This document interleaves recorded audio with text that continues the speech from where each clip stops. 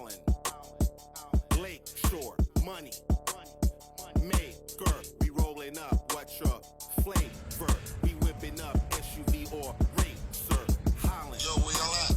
I'm at the lighthouse. Money. Oh, y'all on top? Man, y'all late for the podcast. All right, I'm on my way. I'm coming. Whipping up SUV or racer.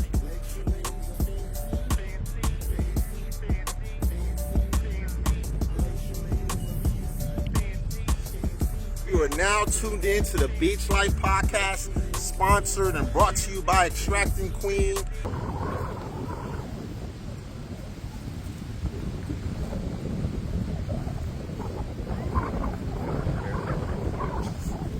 You are now tuned in to the Beach Life Podcast, sponsored and brought to you by Attracting Queen.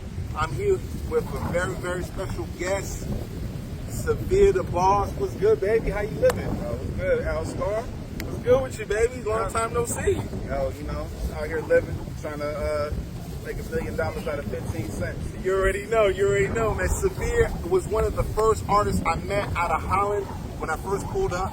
We're going to talk about his story. We're going to talk about what he has got going on. And yeah, man, so what's up with you, man? So you from Holland or? I'm originally from Cleveland, Ohio. I moved out here right before high school. And then, Okay. But I've been doing music since I wrote my first song at 11.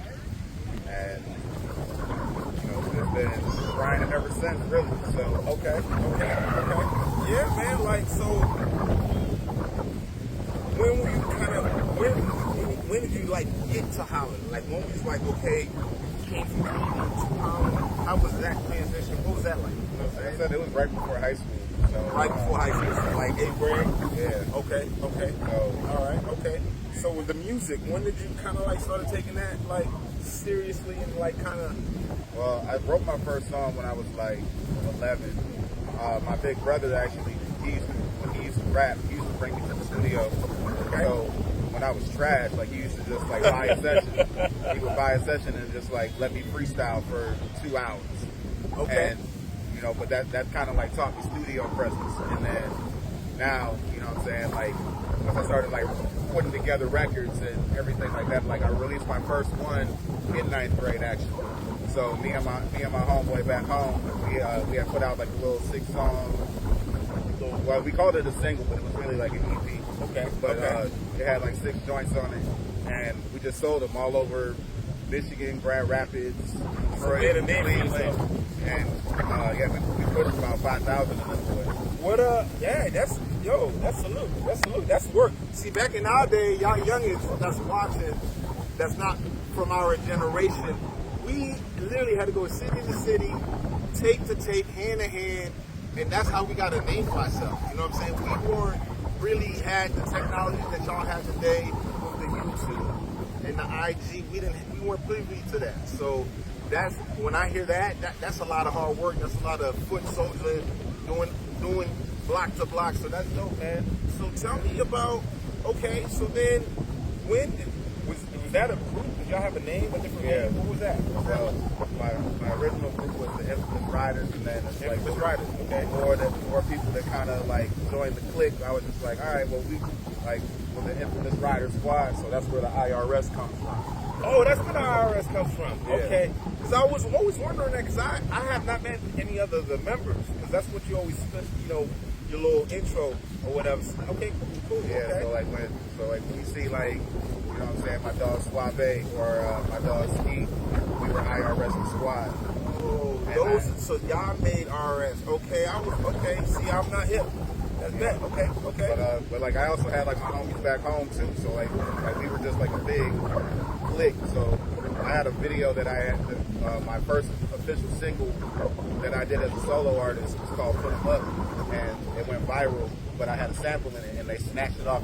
They snatched it off of everything. So another guy that I think had a record deal. You were dealing with some major record labels at one point. Am I not? I did some research. I don't know if I got that right. Well, they were more independent labels. Okay. I never really had like, I had a conversation with a couple majors, but we never really got that far into the conversation after like lawyers and everything. a real spitter, man. I'm sitting next to a real spitter, man. Any projects, anything you got going on? Like what you got going on right now? So, me and my big brother, we just came out with a project, a 6-song EP called Real Brothers. I love that. I heard it. I was jamming that before the pod, trying to do a little research, catching up on my guy. So, what was your favorite joint off of? Yo, I like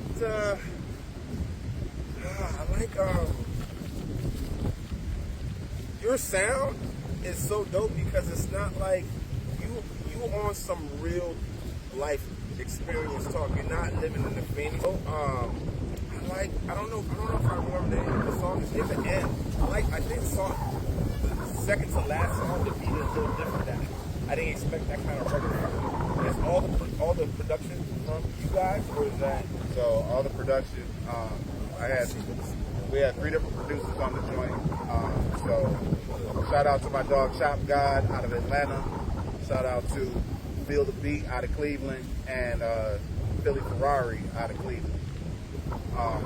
So you got guys all over on the album as far as production. Okay. And then my dog Kickstar did all the engineering for me. And then Feel the Beat actually did the master, the mix and the master. I'm going to the joint right now because I don't know the name of it. My apologies, but it was fly, man. Second to last record. Might crash out. Like that joint right there, might crash out. That was tough, man. I really enjoyed it. And so, no, that's what's up, man. And for y'all that don't know, my first collab ever with any Michigan artist, or I'll say Midwest. He refers himself as a Midwest artist because he's originally from Cleveland. But I like to say Holland because he's the first guy I met in Holland that was a spitter, and I was impressed. And we got 2 records, y'all. We got Wake Up by Chinks out of the Coke Boys French Montana set, and then we did Gotta Wait, and that's a Votto and Dave East record. Real spitters. And then Benny the Butcher and Votto. My bad, Benny the Butcher and Votto right now. Real spitters, man. Real spitters. So we jumped on there and we got 2 classics. Actually, we've been talking about it. I've been telling him. I've been DMing saying that we gonna do a record. We got a record, dog. I'm gonna body you on that record. I told him I'm gonna body him on that record. He's been extracted too much Queen. He's been extracted too much of the Queen, so he thinks he's gonna body me on anything. Look, that's how competitive it is. I love his style of flow because he's a real MC. Yeah, we're gonna bring you a Clips record, man. Coming soon. We don't know when, but we're gonna drop that yet. You better bring your 16. Because I'm coming for your neck. You already know how we go.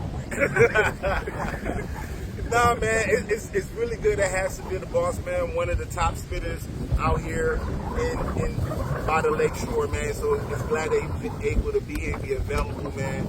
We really just kind of getting warmed up, man. I love being around spitters because I can talk that spitter talk, and we can talk about boom bap.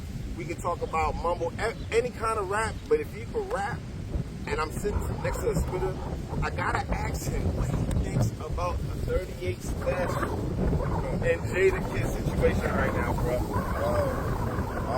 I mean, I think it's crazy, because when you think about the origin of how that whole thing started, because 38 Spesh was I had the best verse on the record. I feel like as a rapper, you're supposed to say that. So. When you hear the record, every one of them went off. Personally, I like Benny's verse the best. But that's, you know what I'm saying? But everybody snapped. It wasn't. I feel, you know what's so funny? I feel like exactly what Kid said. He said that his man hit him up, needed a verse, he gave him a verse. And I don't know if Benny, I feel like their verses. It was Benny's record, but I feel like 38 Spesh for some reason. I don't know, maybe it was the way he was flowing. It was all 16. I mean, he had a dope verse. I'm not necessarily, I don't like it. I don't know if he's nice, y'all. 38 is dope. Man, dope. He can rap. He can rap. Hey, look. He can bring all the bars. I would love for him to say something about Al Storm. I would love it. I would love that. It would help anybody's profile. No, well, 38. He's a well-known artist, but at the end of the day, no, I don't think so. But going back to what was actually going on right now, I honestly think it was a good move by 38. Reason being, he was on the pod, they were podding, and they asked him an honest question. But I think he did do this, y'all. He did reel out the little talking about that Bag Fuel. When he was on Bag Fuel, he was talking about how he had the best verse, and then now Jada's ducking him and this and that. I watched it. No. The Jada ducking him came first. The Jada came up so that's what I saw on Bag Fuel. So when he was on Bag Fuel, he was like he did almost like a tour of podcasts, doing an interview saying yeah, I had the best verse on the joint.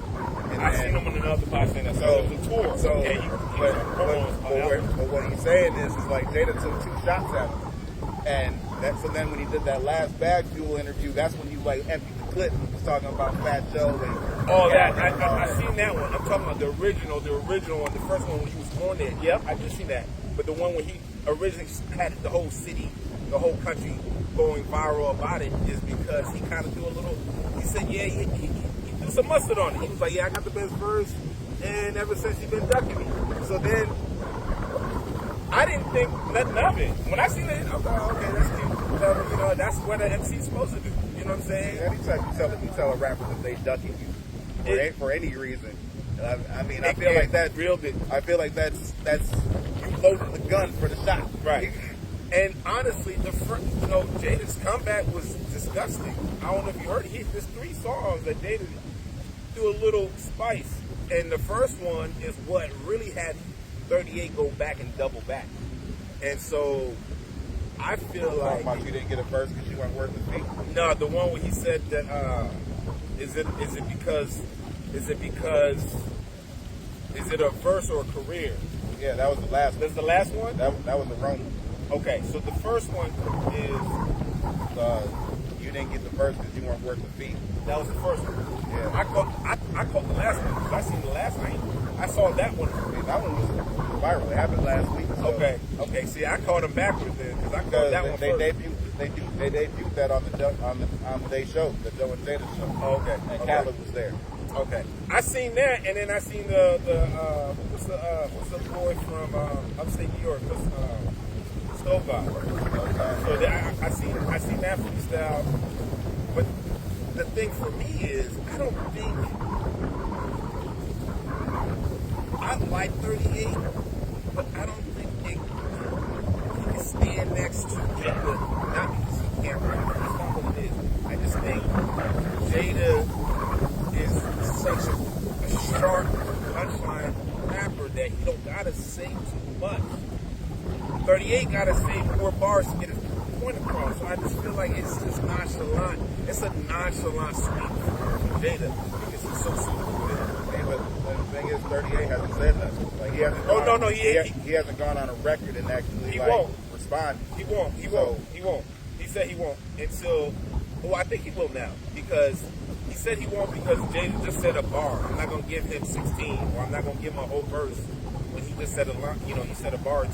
So, but I think it's coming to the part that he's going to drop something.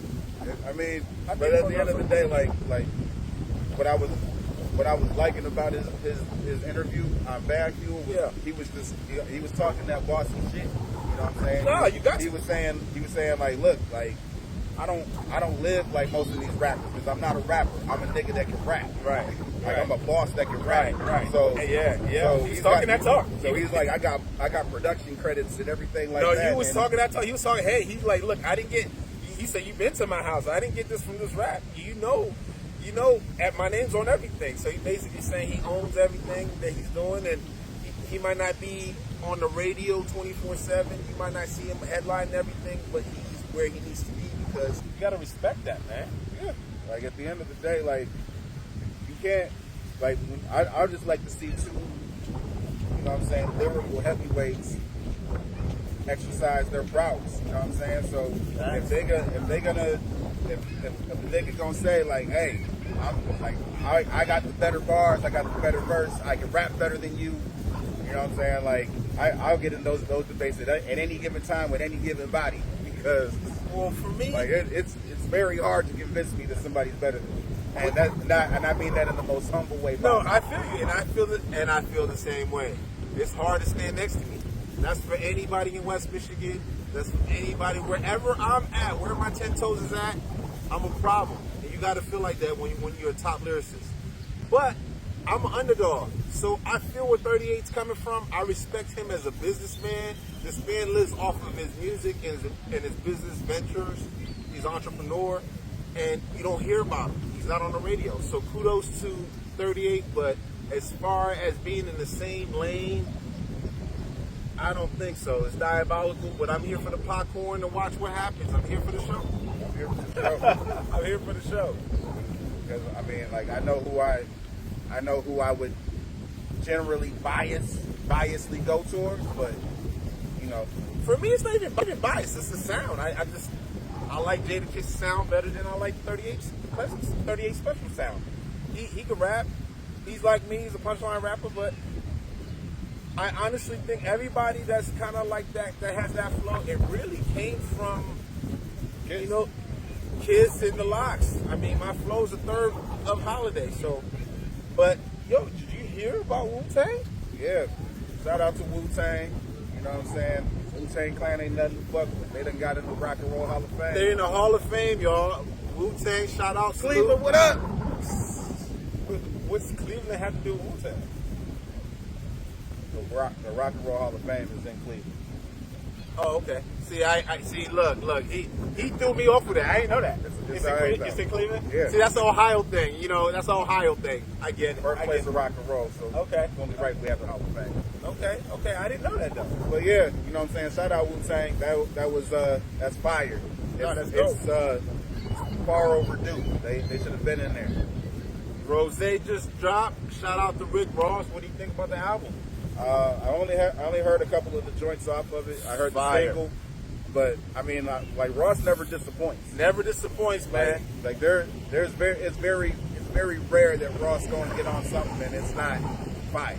I mean, he really delivered on this body of work. I'm really enjoying the Rick Ross album. I just only had one listen through. I'm gonna sit down and listen to it. You are here locked in with Al Storm. Any shout out? Yo, man, it's your boy Severe the Boss. Shout out my big brother, Big Hef. First of all, we put out what I like to believe is an instant classic. You know what I'm saying? A lot of people are giving me a lot of positive feedback on it. So I'm just trying to get it in front of more ears and bring in more. I'm trying to earn every fan. You know what I'm saying?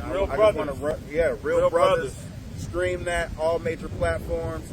Shout out to my family, my kids, wife, everybody. You know what I'm saying?